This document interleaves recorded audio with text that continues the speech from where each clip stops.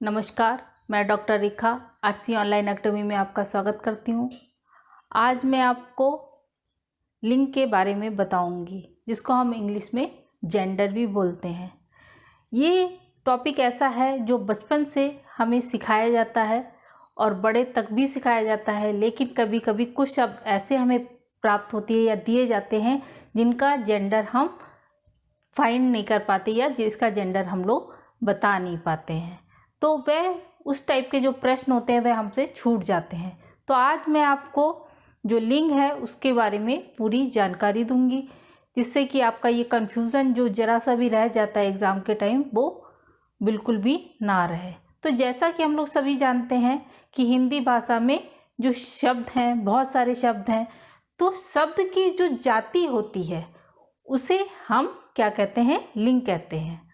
तो शब्द की जाति को हम कैसे पहचानेंगे?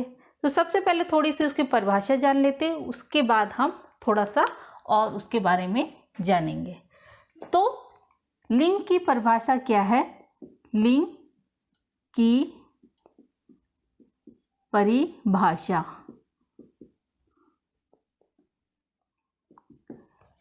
संज्ञा के जिस रूप से वस्तु की जाति का यानी स्त्री और पुरुष जाति का बोध होता है उसे हम लिंग कहते हैं। तो यहाँ पे मैं परिभाषा थोड़ा सा लिख देती हूँ। संज्ञा के जिस रूप से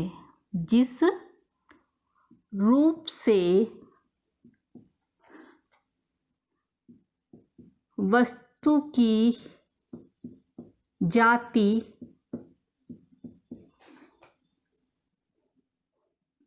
स्त्री और पुरुष का बोध हो उसे हम लिंग कहते हैं। ये हो गया कि लिंग कहते हैं। कोई भी हमें शब्द दिया जाएगा या वस्तु दी जाएगी तो उससे जिस जाति का बोध होगा, अब उस जाति को हम पहचानेंगे कैसे? तो लिंग हमारे हिंदी में दो प्रकार के हैं। पहला है स्त्रीलिंग और दूसरा है पुल्लिंग।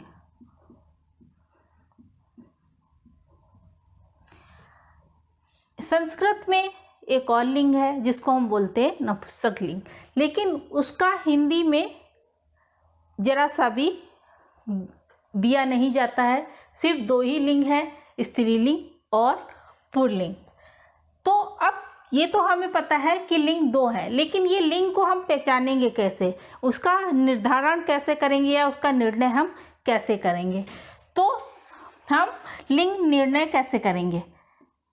लिंग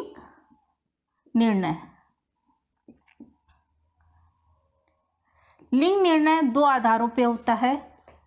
दो आधार हैं इसके। पहला है शब्द के अर्थ के अनुसार। अभी मैं इसको भी सही से या विस्तार से बताऊंगी, पहले मैं आपको लिख देती हूँ। दूसरा है, पहला तो है शब्द के अर्थ के अनुसार, दूसरा है शब्द के अनुसार। शब्द के अर्थ के अनुसार का क्या मतलब है? शब्द के अर्थ के अनुसार का मतलब है प्राणीवाचक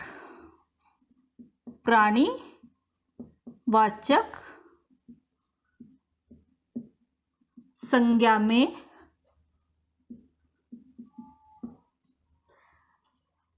प्राणीवाचक जो संज्ञा है जिसमें प्राण बसते हैं, उन संज्ञाओं में क्या है? शब्द के अर्थ के अनुसार लिंग का निर्धारण होता है। अब शब्द के अनुसार कैसे निर्धारण होता है? जो अप्राणीवाचक हैं, अप्राणीवाचक वाचक संज्ञा में लिंग निर्धारण शब्द के अनुसार होता है। और जो ये तो हमें पता है कि प्राणी हो गया अप्राणी। अब जो कुछ शब्द बच जाते हैं, शेष शब्दों का लिंग निर्णय उनके व्यवहार के अनुसार किया जाता है। उनके व्यवहार के अनुसार होता है या किया जाता है, होता है। अब हमने पता तो चल गया कि लिंग का निर्णय हम इन आधारों पे करते हैं। अब हम सबसे पहले जानते हैं कि जिस संज्ञा शब्द में पुरुषत्व का बोध हो उसे हम पुल्लिंग कहते हैं। इसमें भी दो हैं। कैसे? जैसे बैल हो गया, लड़का हो गया, नगर हो गया, पेड़ हो गया। तो ये जो है, अब इसमें आप देखिए कुछ में प्राण वाले हैं और कुछ जिसमें प्राण नहीं बसते हैं। तो जो प्राण वाले हैं, कह लीजिए बैल है, लड़का है, इसमें प्राण बसते हैं। तो ये यथार्थ पुरुषत्व को सूचित करता है।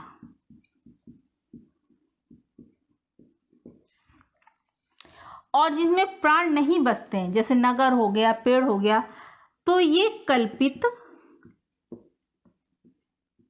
पुरुषत्व को सूचित करता है। क्योंकि जैसे नगर है, पेड़ है, ये कल्पना से, मतलब काफी समय से इनका नाम पुल्लिंग में ही चला आ रहा है, उसका फेरबदल नहीं किया जा सकता, उसको हम स्त्रीलिंग नहीं कर सकते। जो शुरू से चले आ रहे हैं वो वैसे के वैसे ही हैं। अब जिस संज्ञा शब्द में स्त्रीत्व का बोध हो उसे हम स्त्रीलिंग कहते हैं। इसमें भी दो आधार दिए गए हैं, जैसे लड़की, गाय, मेज, कुर्सी। तो अब देखिए ये गाय और लड़की है, ये हमारा यथार्थ है, स्त्रीत्व है, क्योंकि ये यथार्थ स्त्रीत्व को सूचित कर रहा है। और मेज और कुर्सी जो है हमारे, ये कल्पित हैं,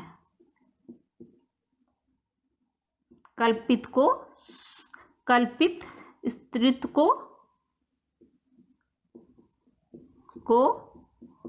सूचित करता है।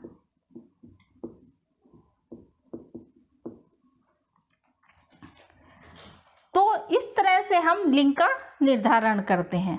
आगे मैं और भी आपको बता देती हूँ। जिन संज्ञा शब्द से जोड़े का बोध हो, जोड़े का बोध हो, उनमें स्त्रीत्व का बोध कराने वाले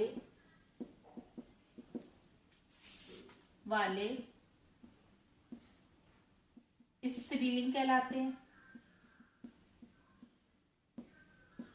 कहलाते हैं। और जिनसे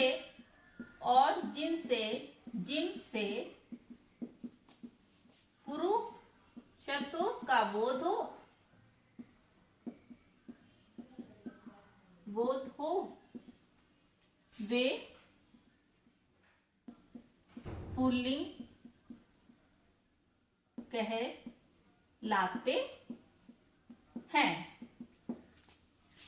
जैसे नर नारी, इसमें जोड़े से पता चल रहा है, जोड़ा है, नर और नारी दोनों होते हैं। मतलब नर है तो नारी है, तो यहाँ पे लड़का है तो लड़की है। तो जो ये पुरुषत्व का बोध कराएंगे वो पुल्लिंग कहलाएंगे, और जो स्त्रीत्व का बोध कराएंगे वह स्त्रीलिंग कराएंगे। अब आप ये कहेंगे कि ये हम डिफाइन कैसे करते हैं या हम इसको पता कैसे करते हैं जोड़े में जब आते हैं।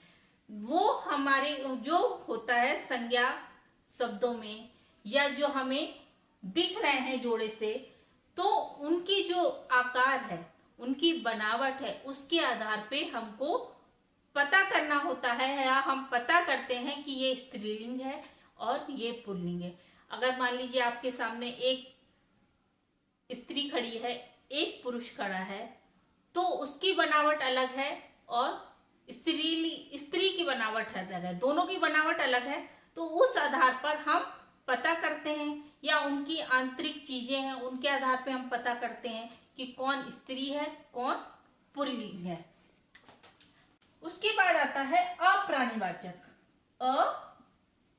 अप्राणीवाचक, जो अप्राणीवाचक जो वस्तुएं हैं, वस्तुओं में अप्राणीवाचक वस्तुओं में क्रिया के आधार पर निर्णय होता है कि स्त्रीलिंग और पुल्लिंग का। कैसे? जैसे एक मैं उदाहरण बताती हूं, पुस्तक फट गई है। देखिए इस वाक्य में गई है यानी क्रिया स्त्रीलिंग है, तो यहां पे पुस्तक यहां स्त्रीलिंग के रूप में आई है। दूसरा क्या है? दूसरा है सिक्का चल गया। अब इस वाक्य में आप देखिए गया आया है, अर्थात जो हमारी संज्ञा है वह पुल्लिंग है यहाँ पे, क्योंकि क्रिया गया है, क्रिया पुल्लिंग के आधार पर आई है यहाँ पे। तो यहाँ पे जो हमारा निर्णय है क्रिया के आधार पर लिया गया है। अब मैं आपको कुछ नियम बता दूंगी कि कौन सी चीजें हमेशा पुल्लिंग रहने वाली हैं, कौन सी हमेशा स्त्रीलिंग रहने वाली हैं, तो आप आसानी से जान जाएंगे कि कौन सी चीजें क्या है और कौन सी स्त्रीलिंग पुल्लिंग है। अब मैं आपको अप्राणीवाचक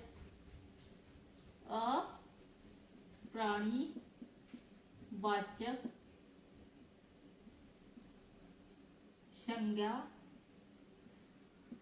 शब्दों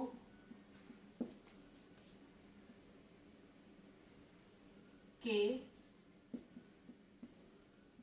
लिंग के नियम।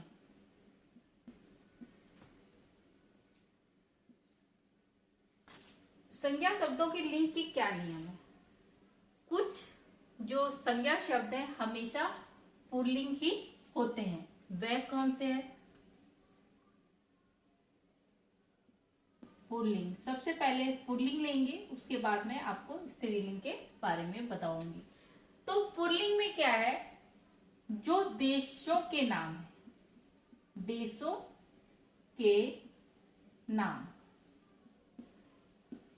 प्राय हमेशा पुल्लिंग ही होंगे, जैसे भारत, चीन, जापान, जो भी हम होंगे वे हमेशा पुल्लिंग ही होंगे।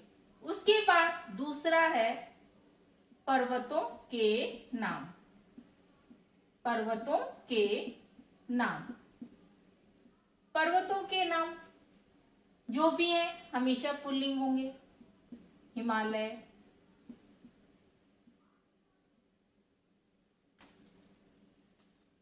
और भी है, वो सारे पर्वतों के जितने भी नाम आएंगे वे सब पुल्लिंग होंगे। उसके बाद तीसरा है हमारा पेड़ों के नाम, पेड़ों के नाम, पेड़ों के नाम सब पुल्लिंग होंगे। बरगद, नीम, जो भी पेड़ आएंगे, बरगद हो गया, नीम हो गया, या जो भी मतलब पीपल हो गया। सिर्फ एक में अपवाद है, वह है चंपा का पेड़, उसमें अभी भी अपवाद वैसे ही है कि वह स्त्रीलिंग है या पुल्लिंग। उसके बाद आता है हमारा अनाजों के नाम, अनाजों के नाम, जो भी अनाज है हमारे वह सब, जैसे गेहूं, मसूर,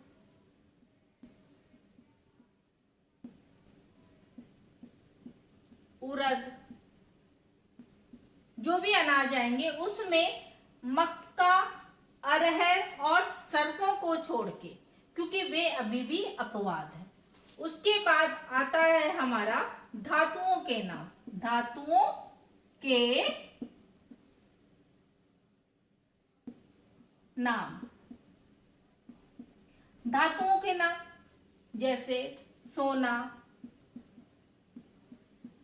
पीतल, तांबा, कांसा, सिर्फ चांदी को छोड़ के, चांदी को इसलिए क्योंकि चांदी में भी अपवाद है। उसके बाद आता है हमारा ग्रहों के नाम, ग्रहों के नाम, जो ये मैं बता रहा हूं ये पुल्लिंग है, मतलब सब पुल्लिंग में ही आएंगे। तो ग्रहों के नाम जैसे बुध, शुक्र, शनि, मंगल, जो भी ग्रह हैं सिर्फ पृथ्वी को छोड़ के। तो मेरे ख्याल से पृथ्वी, और जैसे इसमें चांदी मैंने बताई है क्योंकि ये इकारांत शब्द है और इसलिए में भी हो सकता है कि इनको पुरुष में ना रखा, ना स्त्रीलिंग में रखा गया है, तो ये अपवाद में आते हैं। उसके बाद आता है हमारा अकारांत, अकारांत शब्द, अकारांत शब्द जैसे अब कहेंगे अकारांत शब्द कौन से होते हैं, मैं बताती हूं आपको। जैसे मन, मोहन,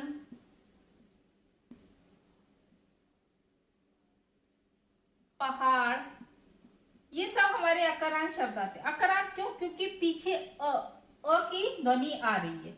ऐसे ही अकारांत शब्द भी जो है आकारांत, आकारांत शब्द जो है वो भी पुल्लिंग के अंतर्गत आते हैं, जैसे लड़का।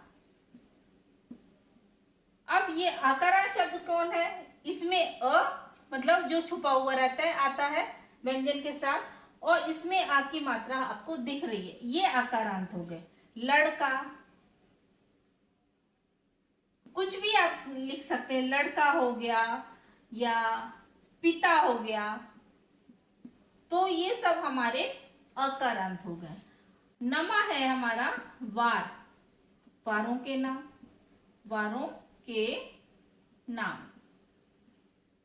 वारों के नाम में क्या, जैसे सोमवार,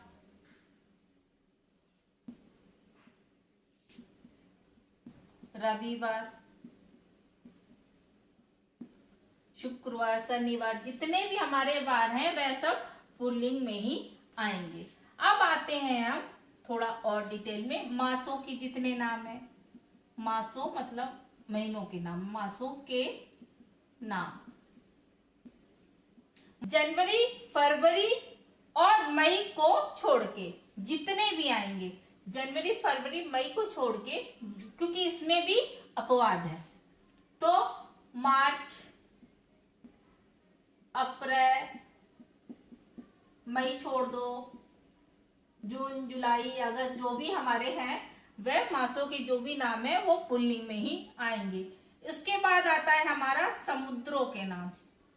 समुद्रों के नाम, समुद्रों के नाम, प्रशांत महासागर, शांत महासागर, हिंद महासागर, हिंद महासागर हो गया। तो ये सब पुल्लिंग में ही आएंगे। उसके बाद है बहुमूल, बहुमूल्य पदार्थ। बहुमूल पदार्थ जैसे हीरा, पन्ना, मोती,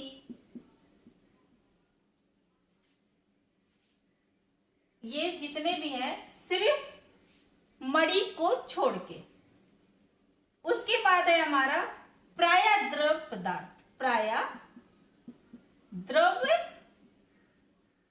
पदार्थ, द्रव पदार्थ जैसे इत्र हो गया, पानी हो गया, दूध हो गया, लस्सी और शराब को छोड़ के, क्योंकि उसमें भी अपवाद है। आप कहेंगे सारी चीजें आप बताती यानी अपवाद। अपवाद मैं इसलिए बता रही कि दिमाग में वो चीज है, कभी आप कंपटीशन की तैयारी कर रहे हैं तो उस समय आपको पता होना चाहिए ये अपवाद में है। तो उसके बाद आता है वर्णमाला। वर्णमाला के जो भी अक्षर है, क, ख, ग, घ, जो भी वर्णमाला के अक्षर हैं, जितने भी अक्षर हैं, सिर्फ छोटी, बड़ी और री, छोटी और बड़ी और री को छोड़ के, क्योंकि इसमें भी अपवाद है। उसके बाद आता है हमारी जो मोटी भद्दी बेडोल चीजें हैं, मोटी भद्दी बेडोल वस्तुएं जो भी हैं वह सब हमारी पुल्लिंग में ही आएंगी। उसके बाद आता है संस्कृत के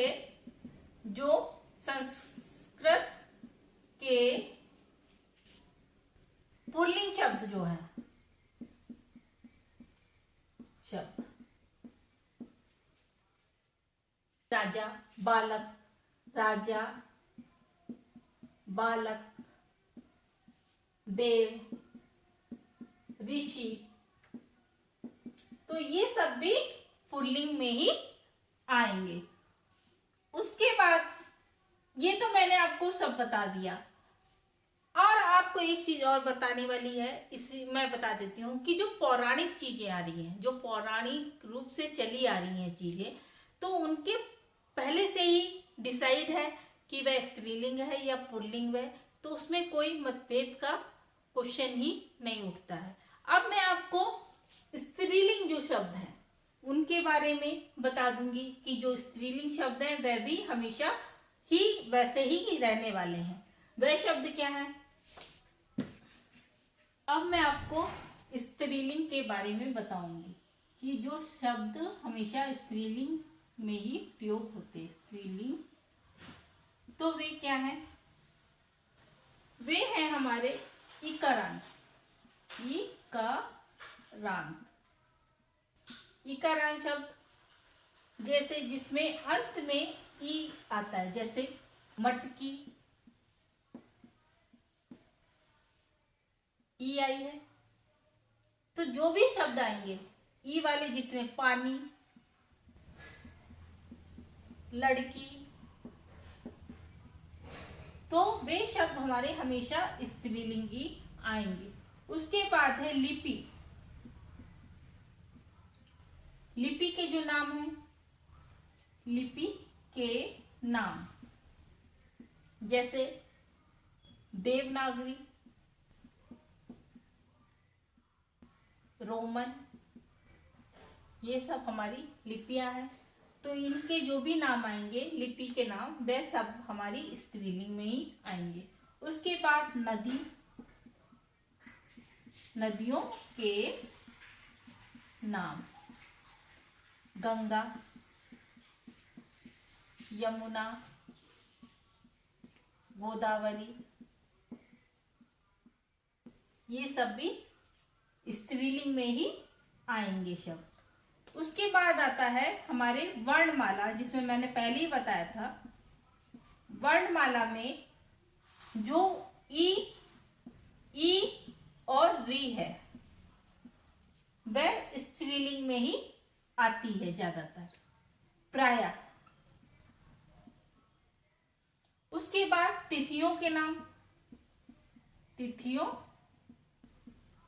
के नाम, तिथियों का नाम जैसे हम बोलते हैं द्वितीया, तृतीया, ये जो भी तिथियां हैं उनके भी नाम हमारे इसी के अंतर्गत आएंगे। उसके बाद है संस्कृत के स्त्रीलिंग शब्द, ऐसे पुल्लिंग में भी था, तो संस्कृत के स्त्रीलिंग शब्द जैसे आशा, लता, दिशा, ये हो गए। उसके बाद आता है हमारे जो भाववाचक संज्ञा है, भाववाचक संज्ञा। उसमें क्या है, आई जो आती है, जैसे आई हो गया, ता हो गया, ता नहीं, ती,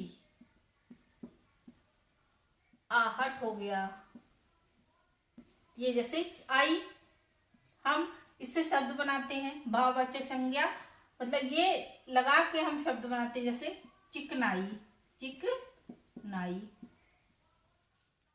कृति, कृति, चिकनाहट, चिकनाई हो गई, चिकनाहट।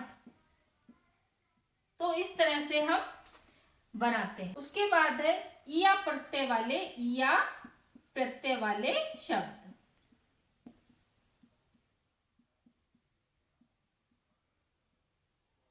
जिसमें या लगता है, जैसे खड़िया, खड़िया, चिड़िया, तो हम बनाते हैं। ऐसे ही अप्राणीवाचक